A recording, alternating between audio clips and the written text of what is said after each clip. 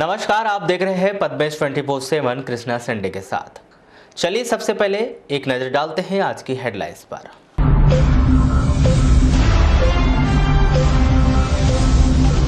जिला अस्पताल के द्वारा भेजी गई 11 संदिग्धों की आई निगेटिव रिपोर्ट, 8 की रिपोर्ट का इंतजार। बालाघाट इंग्लिश स्कूल के सचिव पद से हटाए गए विश्वजीत मंडल, हटाए गए सचिव ने बनाई नई कार्यकारिणी। नियम का पालन नहीं करने पर शहर के बस स्टैंड स्थित महावीर होटल हुई सील। शहर के वैनगंगा नदी शंकर घाट में डूबने से आरक्षक की मौत, परिजनों ने लगाया प्रताड़ना का आरोप।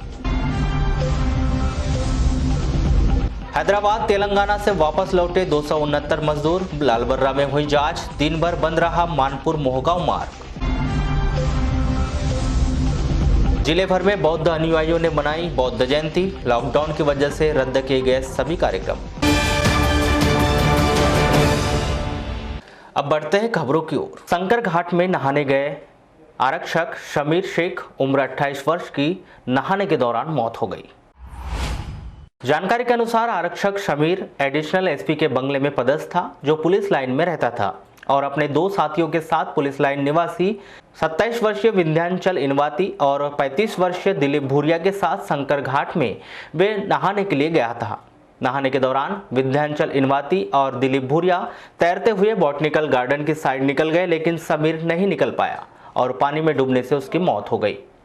समीर कहीं भी दिखाई न देने पर साथियों ने आसपास तलाश किया, पानी में भी उतर कर देखा, लेकिन उसका कहीं भी पता नहीं चला, जिसकी सूचना तुरंत पुलिस कंट्रोल रूम में दी गई, जहां वरिष्ठ पुलिस अधिकारियों के मार्गदर्शन में होमगार्ड की टीम अपने दल बल के साथ वहां पहुंची, जहां करीब आधा घंटे चले रेस्क्यू के बाद समीर का शव निकाला गया, जिसका पोस्टमार्टम करवा कर उनके परिजनों के सुपुर्द किया गया है। हमें सूचना प्राप्त हुई थी, ये आरक्षक हमारे पुलिस लाइन में पदस्थ है और इनका नाम समीर शेख ऐसा बताया गया था। तो यहाँ पर आकर थाना प्रभारी CSP ने आकर यहाँ पर प्रारंभिक जांच शुरू की, तो पता चला कि अपने अन्य 2 साथियों के साथ आए थे यहाँ पर और नहाने के दौरान उनका पैर फिसल गया और थोड़ा गहराई में चले गए, जिससे कि मृत्यु हो गई उनकी।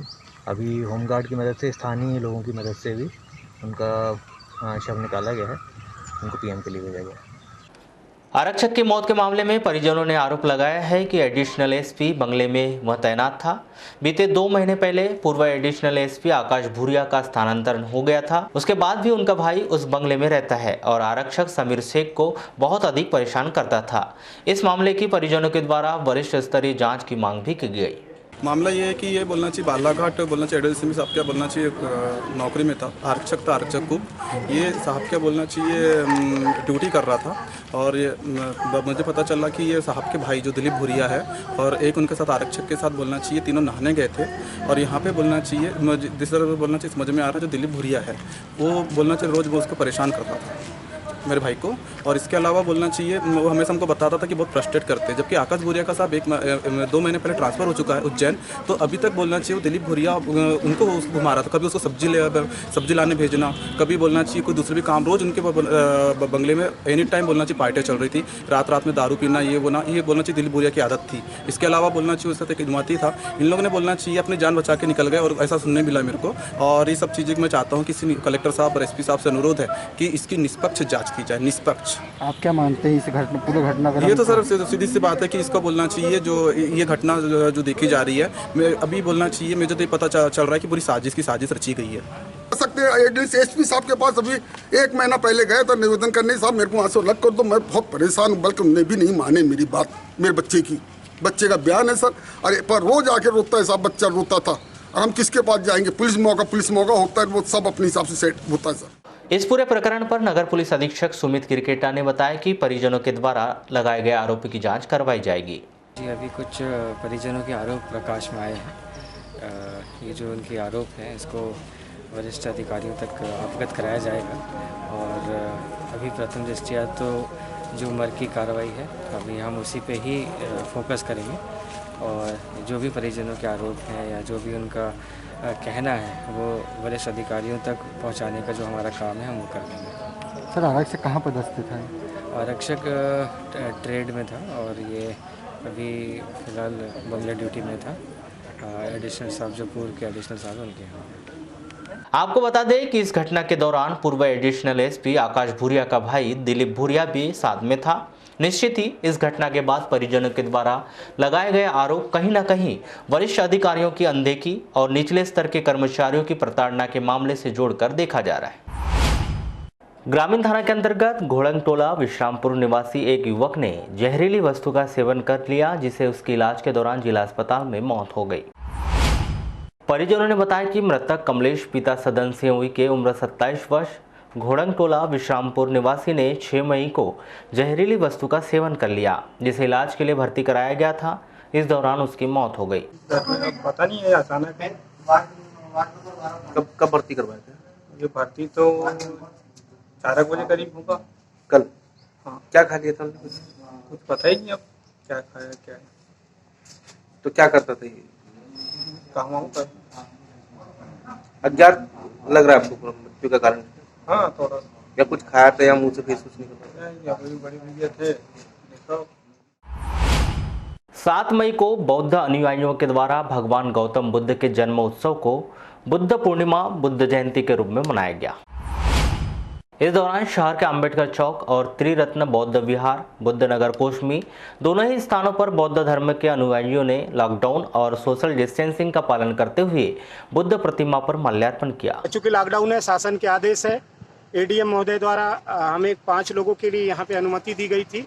तो आज हम सबसे पहले यहाँ पे बाबा साहब का जो स्टेचू है यहाँ पे हम माल्यार्पण किए हैं। 5 समिति के मेंबर द्वारा मिलकर माल्यार्पण किया। इसके बाद हम बौद्ध विहार समता भवन बूढ़ी जाएंगे। दुनिया में, पूरी दुनिया में भगवान गौतम बुद्ध का आज जन्म हुआ था और भगवान गौतम बुद्ध विश्व के वैज्ञानिक गुरु हैं, जिन्होंने बौद्ध धर्म पूरे देश को दिया, जो समता, स्वतंत्रता, भाईचारा और न्याय का प्रतीक। तो उनके जन्म उत्सव को ही हम बहुत ही हर्षोल्लास के साथ पूरा समाज और पूरे अनुयायी एकत्र होकर मनाते, लेकिन लॉकडाउन के कारण आज महाकारुणिक तथागत भगवान गौतम बुद्ध की 2564वीं धम्म पूर्णिमा है और आज हमारे बिहार में बुद्ध पूर्णिमा का कार्यक्रम हो रहा है। कोरोना महामारी के चलते हमने अपने सभी उपासक उपासिकाओं को घर में ही रह के बुद्ध पूर्णिमा मनाने के लिए आग्रह किया हुआ था कल, और आज बिहार में भी जो मतलब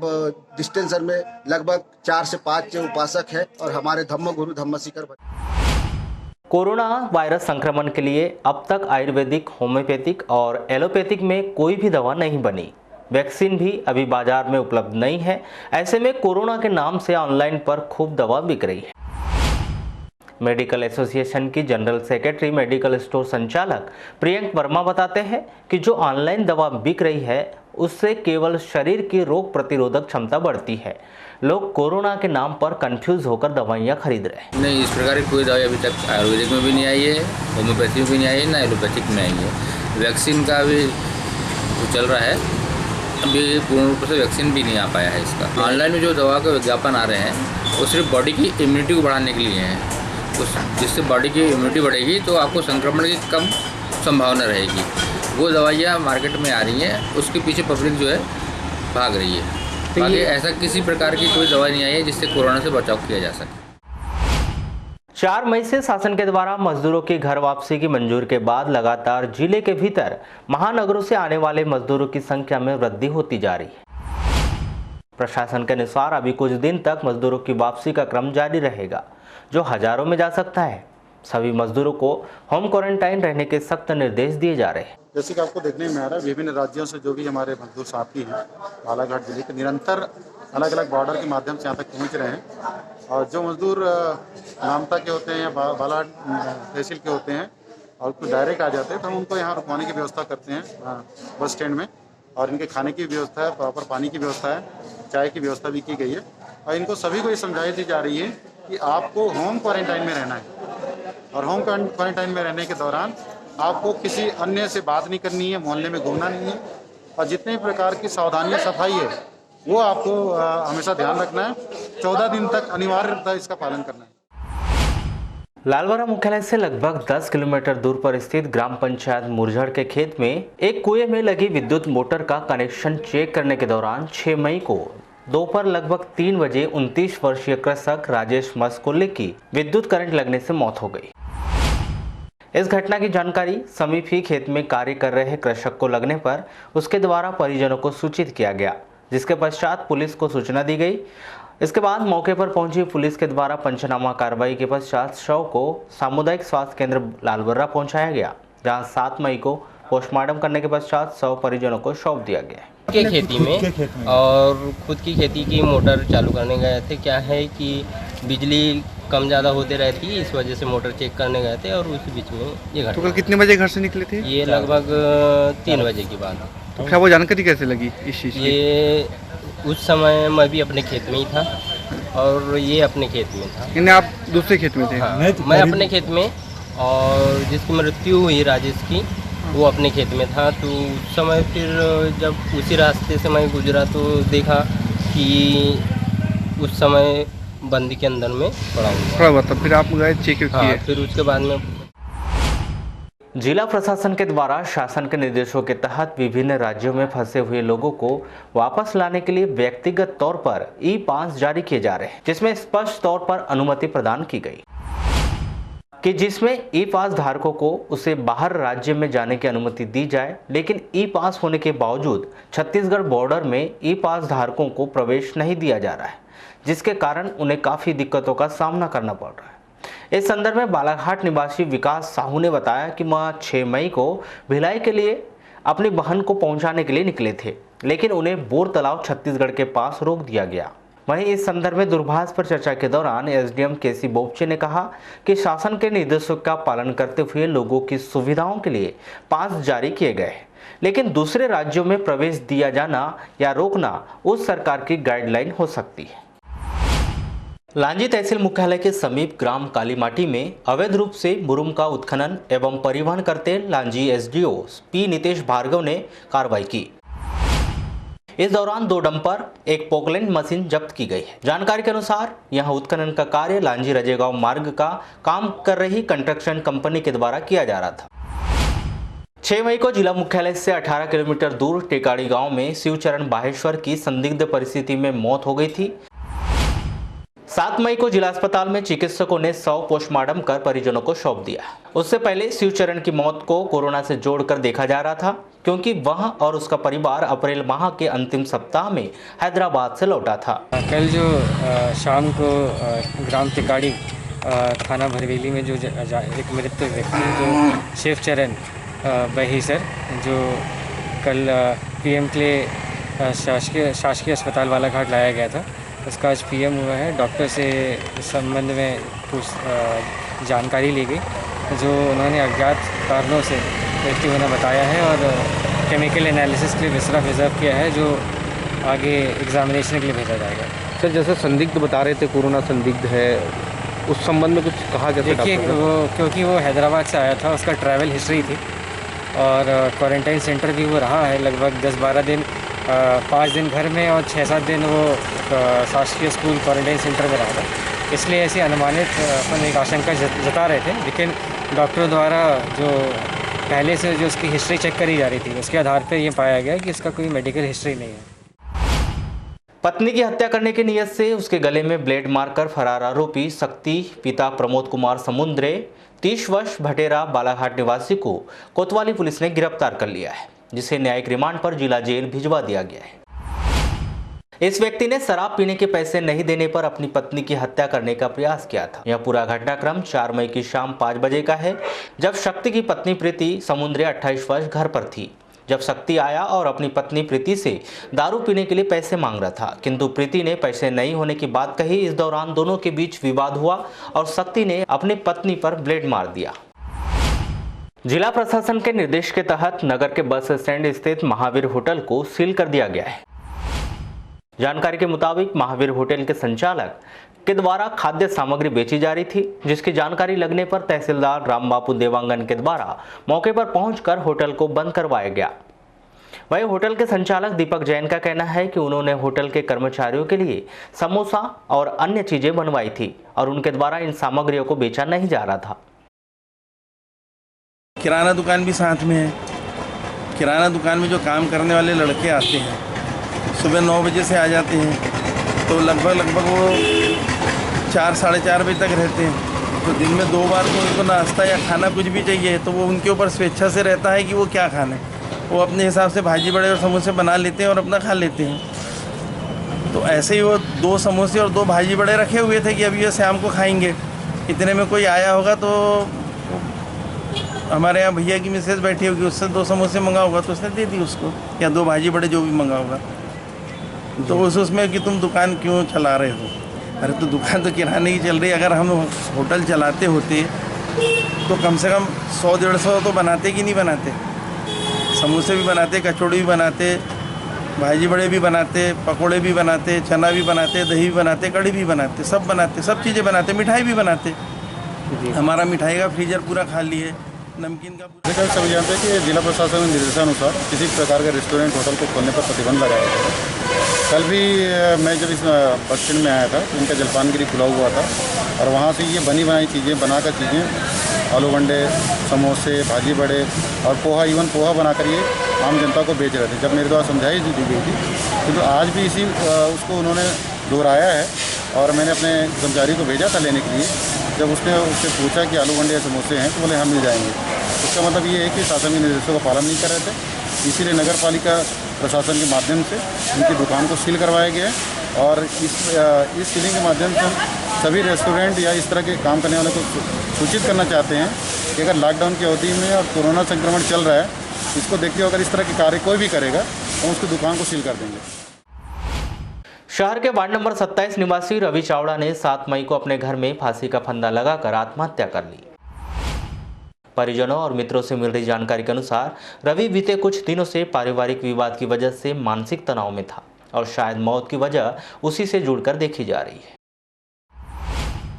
लालबर्रा बालाघाट राज्य मार्ग क्रमांक 26 पर स्थित ओरिएंटल नर्सिंग कॉलेज में 7 मई को तेलंगाना राज्य से हैदराबाद से 269 मजदूरों को लाया गया, जिनकी स्क्रीनिंग एवं स्वास्थ्य परीक्षण कर बसों के माध्यम से संबंधित विकास खंड में भिजवा दिया गया है।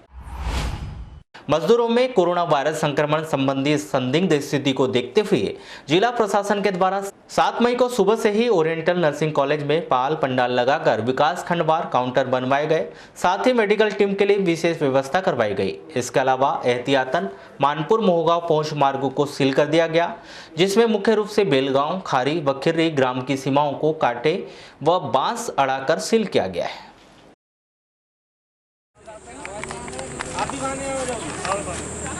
सीओटी जाओगे ना, कितना दूरी है ना सीओटी तो? अरे डिस्टेंस बढ़ाओ ना थोड़ा सा, हो जाओ।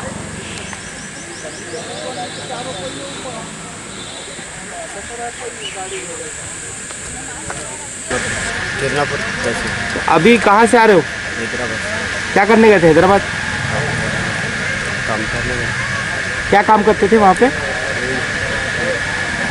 सुबह में 6 बजे। सुबह भोपाल से तो रात में निकले सर। अच्छा, तो अभी क्या स्थिति, खाना पीना मिला आपको? पैसे तो नहीं लग रहे हैं? पैसे हैं?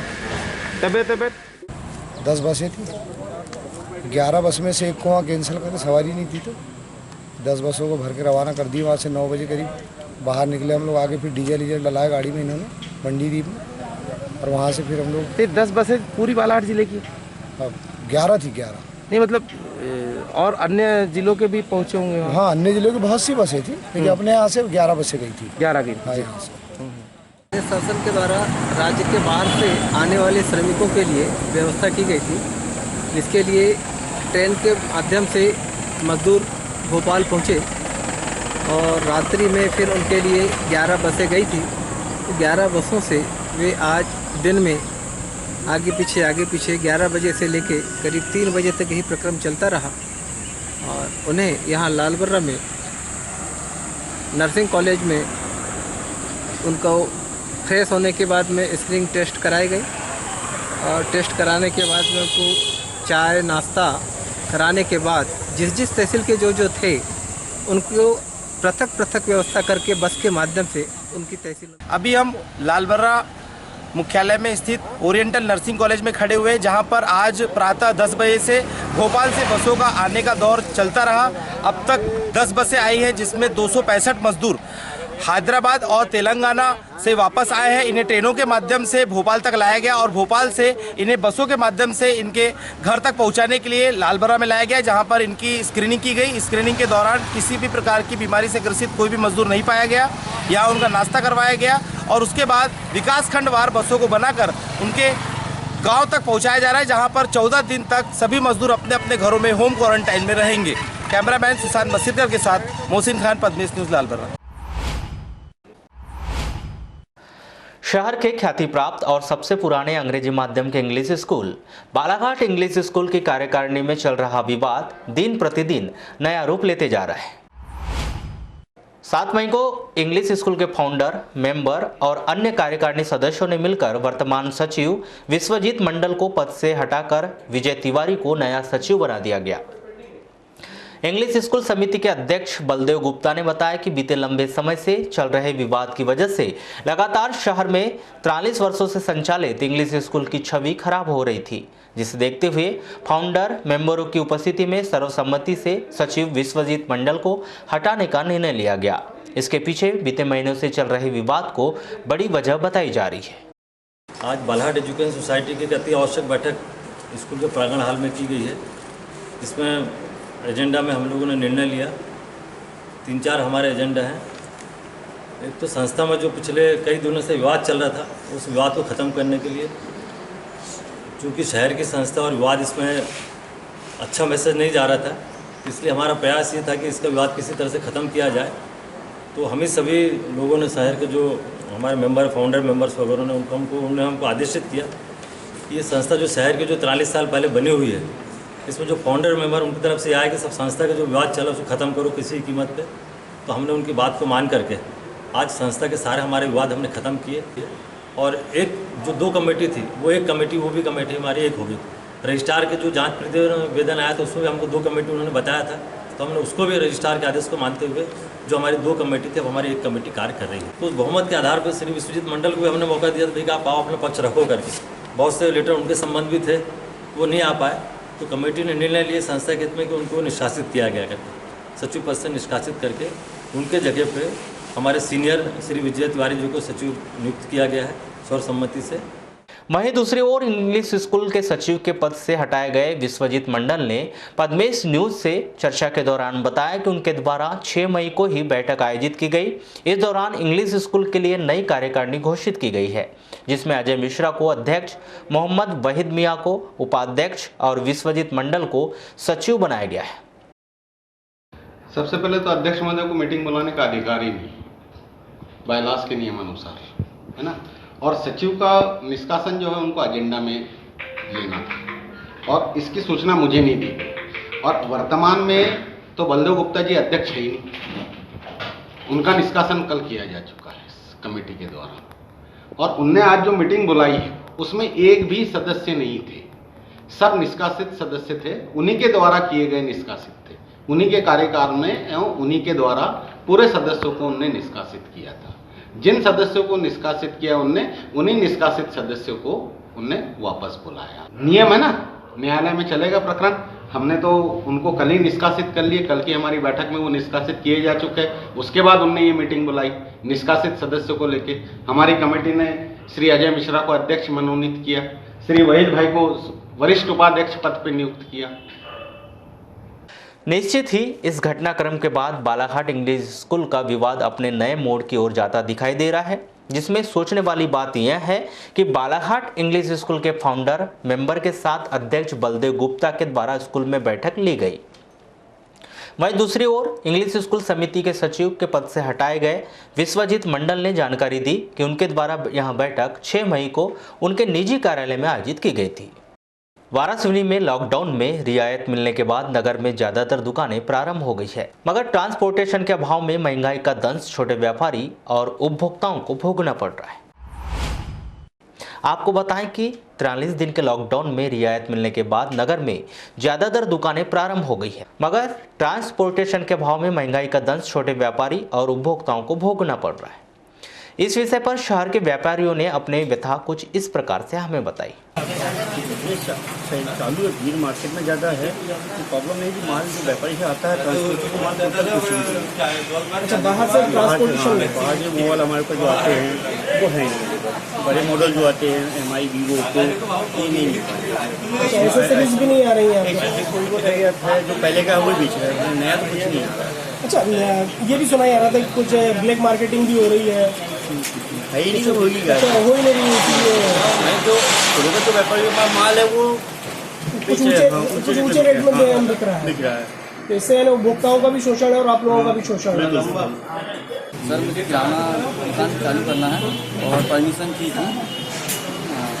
नहीं तो अब तो उसमें परमिशन की जरूरत ही नहीं है। अब दुकानदारी में क्या समस्या आ रही है आपको? सर तेल का रेट ज़्यादा, तेल का, शक्कर का, गुड़ का कम होना चाहिए। अच्छा, रेट ज़्यादा बढ़ गया है। पहले क्या बेचा नहीं, जब लॉकडाउन था उसके पहले रेट क्या था? कम था सर, कम था, 95-96 ऐसा चल रहा था माधुरी कल्याण। सर अभी बढ़ गया, अभी बढ़ गया, तो इससे दिक्कत आ रही है आपको? क्या हालात है? 100-150 रुपये। पहले यही बिजनेस कैसे होता था? 1000-1200 रुपये का बिजनेस हो जाता था। क्या मान रही, किस वजह से ऐसी दिक्कत खड़ी हो गई है? अच्छा, बस वगैरह नहीं चालू है ना, पूरा बिजनेस जो है आपका ये गांव देहात के लोगों के ऊपर डिपेंड करता है, तो बसें नहीं आने की वजह से जो है बिजनेस मार खा रहा है। जिला अस्पताल के द्वारा कोरोना संक्रमण महामारी के बचाव के लिए लगातार संदिग्धों के जांच सैंपल जबलपुर ICMR भेजे जा रहे हैं। इसी कड़ी में 7 मई को 11 संदिग्धों के जांच सैंपल की रिपोर्ट नेगेटिव प्राप्त हुई है, तो वहीं 8 संदिग्धों की रिपोर्ट का इंतजार किया जा रहा है। आइसोलेशन वार्ड के प्रभारी डॉक्टर भजन लिल्लारी से मिल रही जानकारी के अनुसार 7 मई को जिले से किसी भी संदिग्ध मरीजों के जांच सैंपल जबलपुर ICMR नहीं भेजे गए। 6 मई की रात 9 बजे अचानक जिला मुख्यालय में मौसम में परिवर्तन होने से इसमें तेज आंधी तूफान के साथ बारिश हुई।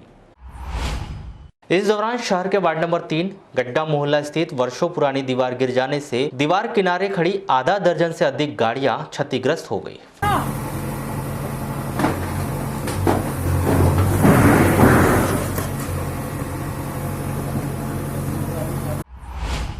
तो पद्मेश 24/7 में बस इतना ही। बने रहिए हमारे साथ, तब तक के लिए दीजिए इजाजत। नमस्कार।